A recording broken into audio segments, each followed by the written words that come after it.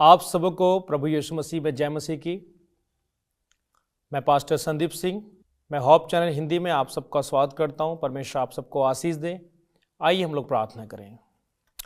प्यारे पिता, मैं आपका धन्यवाद करता हूं इस खूबसूरत मौके के लिए कि आपने ये प्यारा सा मौका हमें दिया। पिता प्रभु, हम जब आपके वचनों का अध्ययन करने जा रहे हैं पिता, जब प्रभु हम आपके वचन से बात करने जा रहे हैं पिता, तो होने दे कि आज जितनों तक तेरा ये वचन पहुँचे प्रभु वो सब आशीषित हों पिता, और तुझे अच्छे से जाने पिता, और तेरी उपस्थिति को अपने जीवन में महसूस करें, उसमें बढ़ते जाएं।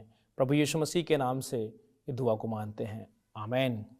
परमेश्वर को जानना, परमेश्वर को जानना एक बहुत बड़ी बात है कि आप परमेश्वर को जानते हैं कि नहीं जानते हैं। अगर आप परमेश्वर को जानते हैं तो सच में आप परमेश्वर के सामने कभी नहीं कुड़कुड़ाएंगे। अगर आप परमेश्वर को जानते हैं तो आप हमेशा परमेश्वर का धन्यवाद करेंगे, हर बात के लिए धन्यवाद करेंगे। और जब हम परमेश्वर को जान जाते हैं अजीजों, हमारे एक छोटी छोटी चीज का प्रभु का धन्यवाद करते हैं, क्योंकि हम उसे समझ गए हैं। जब एक बच्चा जब छोटा होता है वो बड़ी जिद करता है, अपने पिता से बहुत कुछ मांगता है, रोता है, लेकिन जैसे जैसे समझदार होने लगता, वो जानने लगता अपने पिता को, फिर वो कुछ भी नहीं मांगता है। वचन भी इसके विषय में कहता है कि जब तुम बुरे माँ बाप होकर अपने बच्चों को अच्छी वस्तुएं देना चाहते हो तो मैं तो स्वर्गीय पिता हूं। जो परमेश्वर में सब कुछ देना चाहता है, प्रभु बस ये चाहता है कि हम उसके सामने बिल्कुल भी ना कुड़कुड़ाएं, हम हर बात का धन्यवाद करें अजीजों, हर बात का। वचन में लिखा है, आइए मेरे साथ बाइबल खोलें। निर्गमन की किताब 16 अध्याय और 16 का 1 से जब हम लोग पढ़ते हैं तो यहां पे लिखा है, फिर एलीम से कुछ करके इजरायलियों की सारी मंडली मिस्र देश से निकलने के बाद दूसरे महीने के 15वें दिन को सेना नामक जंगल में जो एलीम और सीने पर्वत के बीच में है आ पहुंची। जंगल में इजरायलियों की सारी मंडली मूसा और हारून के विरुद्ध बक बक करने लगी। किसके बीच में? मूसा और हारून के बीच में बक बक करने लगी। परमेश्वर इजराइल लोगों को मिस्र से इसलिए लेके आया ताकि वो अपने जीवन में स्वतंत्रता को महसूस करें, आजादी को महसूस करें। पर बाइबल बताती है कि जब मूसा इजराइल को जब गाइड कर रहे थे,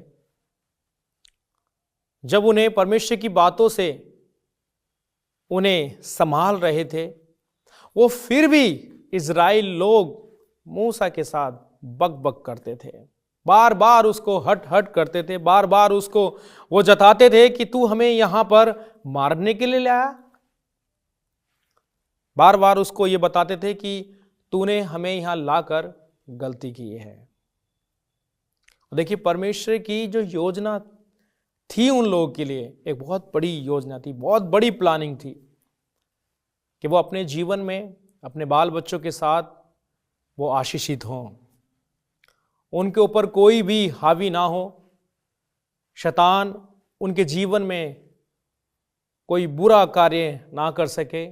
गुनाह, गंदगी, व्यभिचार, चोरी से परमेश्वर उन्हें क्या करना चाहता था? आजाद करना चाहता। बाइबल बताती है, इजरायली उनसे कहने लगे, जब हम मिस्र देश में मांस की हड्डियों के पास बैठकर मन माना भोजन करते थे, तब हम यदि हम यहोवा के हाथ से मार डाले भी जाते तो भी उत्तम वही था।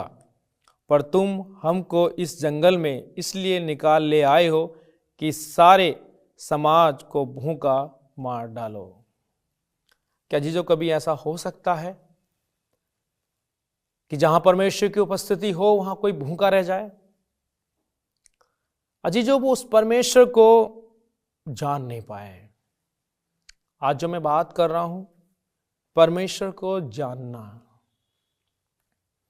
अगर आप परमेश्वर की रखवाली में, परमेश्वर की मौजूदगी में अगर आप चल रहे हैं, आपको परमेश्वर को जानना बहुत जरूरी है। वचन का अध्ययन करना बहुत जरूरी है, क्योंकि परमेश्वर का जो निर्णय है, जो परमेश्वर की जो योजना है, वो हर एक मनुष्य के लिए भलाई को उत्पन्न करती है। परमेश्वर हर एक मनुष्य के लिए भलाई उत्पन्न करता है। हर एक के लिए परमेश्वर अच्छा चाहता है। और परमेश्वर चाहता था कि इज़राइल लोग एक ऐसी जगह पे रहें जहां इनके ऊपर कोई हावी ना हो सके, इन्हें कोई गुलाम ना कर सके, क्योंकि परमेश्वर ने इनकी चिल्लाहट को सुना था, इनकी बीमारियों को, इनकी समस्याओं को सुना था। और परमेश्वर ने उनके लिए अपने दास मूसा को भेजा। जब मूसा उन्हें गाइड कर रहा था, उनके लिए खाने के लिए, उनके लिए हर एक चीज का इंतजाम, लेकिन वो धन्यवाद करने की जगह क्या कर रहे थे? बक बक कर रहे थे। जो क्या आपने कभी ये सोचा कि जो जिंदगी परमेश्वर ने दी है, हमें हर बात का धन्यवाद करना चाहिए? क्या किसी ने आज तक अपने पैरों के लिए धन्यवाद किया परमेश्वर का? आज तक नहीं किया होगा। अरे ना जाने कितने लोग हैं जो आज भी जिनके पास पांव नहीं है। हमें हर बात का उसका धन्यवाद करने चाहिए कि प्रभु तूने हमें पांव दिए। या कभी किसी ने धन्यवाद किया कि प्रभु कितनी अच्छी आंखें आपने दी हैं? नहीं किया। ये जो सुंदर चीजें हम लोग आज देखते हैं, क्या इसके लिए धन्यवाद किया? नहीं किया। क्या अपनी जीभ के लिए धन्यवाद किया? क्या अपने दांतों के लिए धन्यवाद किया? नहीं। आज भी बहुत सारे लोग अजीजों कुड़कुड़ाते हैं। अगर एक दांत में दर्द होने लगे अजीजों, तो बाकी दांतों को भूलकर एक दांत के लिए परमेश्वर से कुड़कुड़ाने लगते हैं। अजीजों, वो हमारा जीवता परमेश्वर है। वो हमारे लिए भलाई को उत्पन्न करता है। वो हमें उन्नतियों पे लाना चाहता है। वो हमें वो देना चाहता है जो संसार हमें नहीं देता है। लेकिन हम फिर भी अपने परमेश्वर के सामने, प्रभु के दासों के सामने हम फिर भी कुड़कुड़ाते हैं, हम फिर भी बकबक करते हैं। हमें हमेशा प्रभु का धन्यवाद करना चाहिए अजीजों। परमेश्वर का वचन कहता है कि वो बकबक करते थे दासों के सामने। और कहता 16 का अगर हम 8 पढ़ें तो वहां लिखा है, फिर मूसा ने कहा, ये तब होगा जब यहोवा सांझ को तुम्हें खाने के लिए मांस और भोर को रोटी मनवाने देगा, क्योंकि तुम उस पर बुड़बुड़ाते हो और उसे वह सुनता है। और हम क्या हैं? तुम्हारा बुड़बुड़ाना हम पर नहीं, यहोवा ही पर होता है। कहते हैं कुड़कुड़ाना और बुड़बुड़ाना उनका बंद नहीं हुआ। अजीजों, जो 11 दिन का सफर था, जो 11 दिन का सफर था, वो 40 साल में बदल गया। अजीजों, परमेश्वर जो हमें देना चाह रहा है, जो परमेश्वर हमारे लिए रखना चाह रहा है, उसके लिए वो चाहता है कि हम धीरज से उसकी बाट जोएं, हम उसे अपने जीवन में आने दें और कहें, प्रभु मेरी नहीं बस तेरी इच्छा पूरी हो। अय्यूब के विषय में हम लोग पढ़ते हैं, लिखा है कि जब कलाम में लिखा है वचन में कि जब उसके पांव से लेकर सर तक फोड़े आए और जो उसके परिवार के जो जन थे वो उससे कहने लगे, हो सके तो अब भी परमेश्वर को भूल जा, हो सके तो, क्योंकि उसका दर्द देखने से बाहर था, समझ से परे था कि जिस पीड़ा से वो गुजर रहा था वो पीड़ाएं बहुत भयानक थी। लेकिन एक परमेश्वर का एक विश्वासी, एक परमेश्वर का सच्चा धन, एक धर्मी पुरुष के ये शब्द थे कि जब हम सुख उससे लेते हैं तो दुख क्यों ना लेंगे, और मैं पूरी जिंदगी परमेश्वर को खोजता रहूंगा। ये जो हमारा विश्वास हमें आशीषित करता है और समय बताता है कि परमेश्वर ने उसकी जिंदगी में बड़ी बरकतें दी और उसकी जो समस्या थी परमेश्वर ने उसको दूर किया। परमेश्वर का धन्यवाद कीजिए, हर बात के लिए धन्यवाद दीजिए। जो जिंदगी आप जी रहे हैं वो जिंदगी अभी तक दूसरों के पास में नहीं है। जो परिवार आपके साथ हैं, बहुत सारे लोग हैं जिनके पास परिवार साथ में नहीं है। आप प्रभु का धन्यवाद कीजिए, उसको जानिए वो क्या है। और जिस दिन आप जान जाएंगे, सच में अजीजों, आप परमेश्वर में बहुत ब्लेसिंग पाएंगे। आपका जीवन परमेश्वर में बहुत आनंद में जीवन होगा। आप उस शांति को पाएंगे जो समझ से कहीं परे है। परमेश्वर का वचन कहता है कि आप अपने जीवन में मत कुड़कुड़ाइए। जो आशीषें आपको 10 दिन में मिलने वाली हैं वो सालों तक नहीं मिलेंगी अगर आप परमेश्वर में कुड़कुड़ाते हैं, बुड़बुड़ाते हैं। प्रभु का धन्यवाद कीजिए। इसलिए वो 11 दिन का सफर 40 साल में बदल गया जी। जो 40 साल तक वो जंगल में रहे, इस वजह से रहे क्योंकि वो बुड़बुड़ाते थे जी, जो कुड़कुड़ाते थे। उन्होंने परमेश्वर का धन्यवाद करना छोड़ दिया। अगर आप परमेश्वर का धन्यवाद करेंगे अजीजों, आपके बंद दरवाजे खुल जाएंगे। आप परमेश्वर को जानिए कि परमेश्वर आपसे क्या कहना चाहता है। परमेश्वर को पहचानिए, अध्ययन कीजिए, बैठिए, उपवास के साथ आइए, गीतों के साथ आइए, परमेश्वर की महिमा के साथ आइए, सेवा कीजिए लोगों की। आप परमेश्वर को जान जाएंगे कि परमेश्वर आपसे क्या चाहता है। इब्रानियों की किताब 13 अध्याय वचन 5 वचन इस प्रकार कहता है। 13 का मैं 5 पढ़ रहा हूं। कहता, तुम्हारा स्वभाव लोभ रहित हो और जो तुम्हारे पास है उसी पर संतोष करो, क्योंकि उसने आप ही कहा है कि मैं तुझे कभी ना छोड़ूंगा और ना कभी तुझे त्यागूंगा। कहता, जो कुछ आपके पास है उसमें आप संतोष कीजिए, उसमें आप प्रभु का धन्यवाद कीजिए कि प्रभु मेरे पास जो आपने मुझे दिया है ये बहुत है पिता। मैं जिंदगी भर भी आपका एक कर्ज लौटा नहीं पाऊंगा जो आपने मुझे दिया है। मैं आपका बहुत धन्यवाद करता हूं प्रभु जी। दीजिए उसका धन्यवाद, आप जानिए उसे। आप कहता, आपका जो जीवन हो वो लोभ रहित हो, उसमें कोई लालच ना हो, क्योंकि जिंदगी का कोई मूल्य नहीं है। अगर आपके साथ परमेश्वर नहीं है तो कुछ भी नहीं है। अगर आप अपनी जिंदगी को एक खूबसूरत परिवार में बदलना चाहते हैं, आप आशीषित होना चाहते हैं, तो आप परमेश्वर के साथ आइए। आप परमेश्वर को जानिए, उसका धन्यवाद कीजिए। दुख में भी उसका धन्यवाद कीजिए और सुख में भी उसका धन्यवाद कीजिए, और देखिए परमेश्वर आपके दुख को सुख में बदल देगा। आपको जो सफर आपका 11 दिन का है वो सफर आपका 2 दिन का हो जाएगा। आप यूं परमेश्वर में बढ़ने लगेंगे और आपको पता भी नहीं चलेगा। बाइबल कहती है, लूका रचित सुसमाचार लूका 9 का जब हम 62 पढ़ते हैं, वहां लिखा है कि यीशु ने उनसे कहा, जो कोई अपना हाथ हल पर रख कर पीछे देखता है वह परमेश्वर के राज्य के योग्य नहीं है।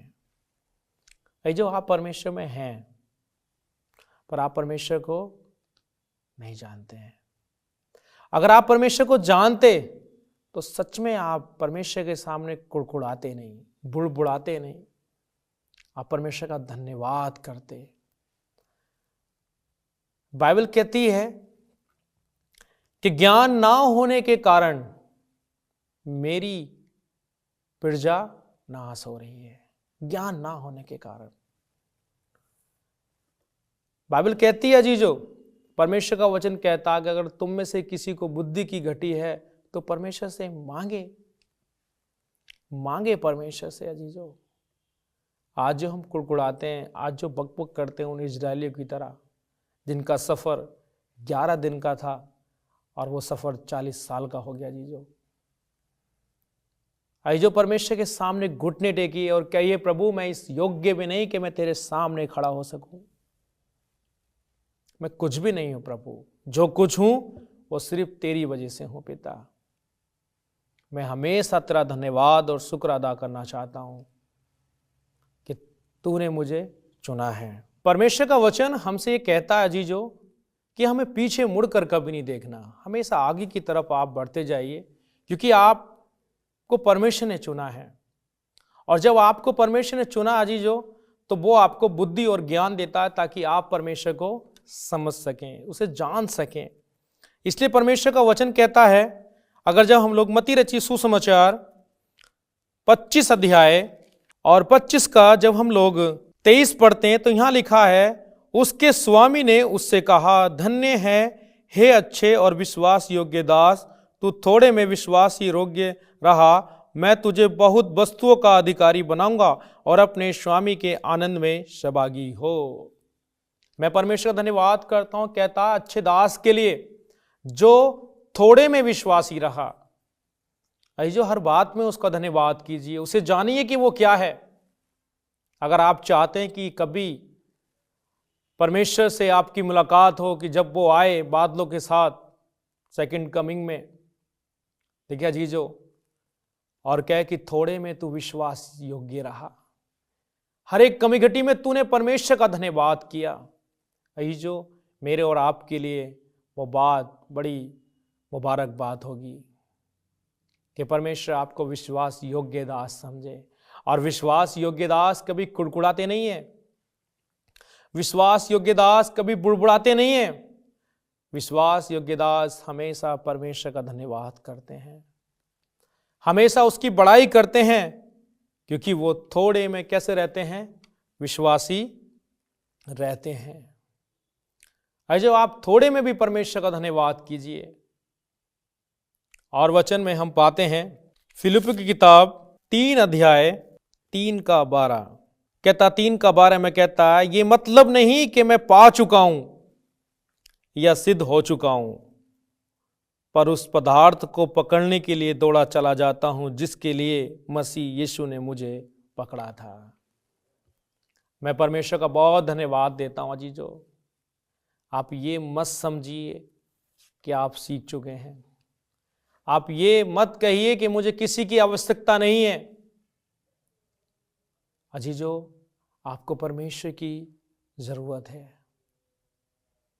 आपको अपने सफर को अच्छा रखने के लिए परमेश्वर की जरूरत है। आपको आपके परिवार के लिए परमेश्वर की जरूरत है। आप परमेश्वर को बुलाइए, अजीजो, उसे जानिए, वो कोई कमी घटी आपको नहीं होने देगा। वो आपको ब्लेस करेगा हर एक चीज से। पर आप जैसे भी हैं परमेश्वर के सामने आइए। परमेश्वर का वचन हमें कहता है, मैं आज भी दौड़ा चला जाता हूं, आज भी। हर बात में प्रभु का धन्यवाद कीजिए, हर बात में। मैं परमेश्वर का बहुत धन्यवाद देता हूं। और परमेश्वर का वचन मुझे और आपको पहला राजा 17 अध्याय 17 का जब हम लोग 12 पढ़ते तो यहां लिखा है कि उसने कहा, तेरे परमेश्वर यहोवा के जीवन की शपथ, मेरे पास एक भी रोटी नहीं है, केवल घड़े में मुट्ठी भर मैदार कुप्पी में थोड़ा सा तेल है, और मैं 2-1 लकड़ी बीन कर लिए जाती हूं कि अपने और अपने बेटे के लिए उसे पाऊं और हम उसे खाएं और फिर मर जाएं। एलिया से जो परमेश्वर का भविष्यता है, जिसे परमेश्वर ने कहा कि तू उसके घर जा। और जब एलिया उसके घर पे गया, एक विधवा के पास, जो सारपत की विधवा थी, जब उसके पास गया तो उस विधवा ने उससे कहा कि हमारे पास एक मुट्ठी मैदा और एक कुप्पी थोड़ा सा तेल है, कहता मैं और मेरे बेटे खाएंगे और खाकर दोनों मर जाएंगे। लेकिन प्रभु का दास वहां गया। जीजो, एलिया ने उससे कहा, मत डर, जाकर अपनी बात के अनुसार हर एक कर, परंतु पहले मेरे लिए एक छोटी सी रोटी बनाकर मेरे पास ले आ, फिर इसके बाद अपने और अपने बेटे के लिए बनाना। जिसके पास कुछ भी नहीं था जीजो, उस प्रभु के दास ने कहा पहले मेरे लिए लेके आ। क्योंकि वो किसकी आवाज से आया था? परमेश्वर की आवाज से आया था।